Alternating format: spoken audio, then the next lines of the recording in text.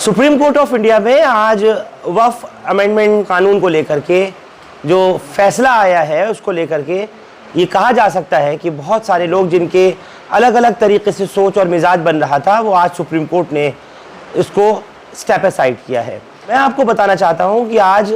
क्योंकि वक्फ कानून पार्लियामेंट से पास हो गया, जब बिल पेश हुआ उसके बाद फिर इसको चुनौती दी गई थी सुप्रीम कोर्ट ऑफ इंडिया में इंटरिम ऑर्डर पास करते हुए क्या क्या शर्त और शराइत के साथ में इस ऑर्डर को दोनों ही पक्षों के लिए, जो इसके फेवर में थे वो भी और जो इसके अगेंस्ट में सुप्रीम कोर्ट गए, आज दोनों ही की ऐसा लगा कि अपनी अपनी जीत हुई है। इस पूरे मामले पर बात करने के लिए मेरे साथ इस वक्त जुड़ रहे हैं डॉक्टर कासिम रसूल इलियास, जो कि स्पोक्स पर्सन है all India Muslim personal law board के। कासिम रसूल साहब, आपसे एक सवाल पूछना चाहता हूं कि क्या आज हुआ है सुप्रीम कोर्ट में और जो ऑर्डर हुआ है वक्फ कानून को लेकर के उसके क्या मायने निकाले जाएं, किस तरह से समझा जाए, या फिर अगर कहें तो इजी भाषा में, आसान शब्दों में, क्या है वो ऑर्डर जो आज कोर्ट ने दिया है? क्योंकि लोग अभी समझ भी नहीं पा रहे हैं कि वक्फ अमेंडमेंट कानून किस तरह से सुप्रीम कोर्ट पे चैलेंज किया गया और कोर्ट ने उसको आज लेकर ऑर्डर किया।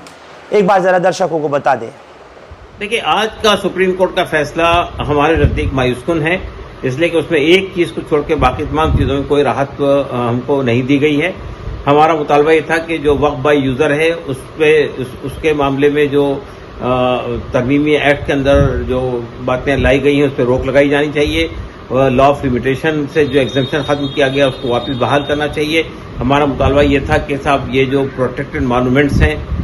उसके सिलसिले में भी हमने ये मुतालबा किया था कि प्रोटेक्टेड मॉन्यूमेंट के वक्फ की जो हैसियत खत्म की जा रही है उसको भी खत्म किया जाना चाहिए। हमारा मुतालबा ये था कि ये वक्फ बोर्ड के अंदर, सेंट्रल वक्फ काउंसिल के अंदर नॉन मुस्लिम का कोई प्रोविजन नहीं होना चाहिए। तो आज का फैसले को अगर आप देखेंगे तो सिर्फ एक बात ऐसी है जो आप कह सकते हैं कि हमारे मुतालबे को माना गया, वो ये था कि सरकार का अगर दावा किसी वक्त की प्रॉपर्टी पे होगा तो सरकार के दावे को अब डेजिग्नेटेड ऑफिसर या कलेक्टर नहीं तय करेगा, बल्कि अब वो पहले जैसा होता था ट्राइब्यूनल के पास जाएगा और ट्राइब्यूनल के बाद फिर हाईकोर्ट जाएगा, उसके बाद उसको नोटिफाई करने का काम कलेक्टर का होगा। लेकिन ये जो बीच में इन्होंने सबको बाईपास करके कलेक्टर को ले आया था, यहां पर हमको थोड़ी सी राहत मिली है। और फिर ये 5 साल प्रैक्टिसिंग मुस्लिम वाली बात के ऊपर में भी उन्होंने ये कह दिया कि सरकारें पहले रूल्स बनाएंगी और उसके बाद उस वक्त तक इस पर स्टे लगा रहेगा। और एक बात ये कह दी है कि सेंट्रल वक्फ काउंसिल में 4 और वक्फ बोर्ड के अंदर 3 नॉन मुस्लिम हो सकते हैं। ये हमारे मुतालबे के खिलाफ बात थी। बहरहाल हम समझते हैं कि आज का जो फैसला है वो फैसला उसने हमको ज्यादा मायूस किया है और सिर्फ एक मामले में थोड़ी सी राहत दी है जिसका मैंने आपके सामने जिक्र किया।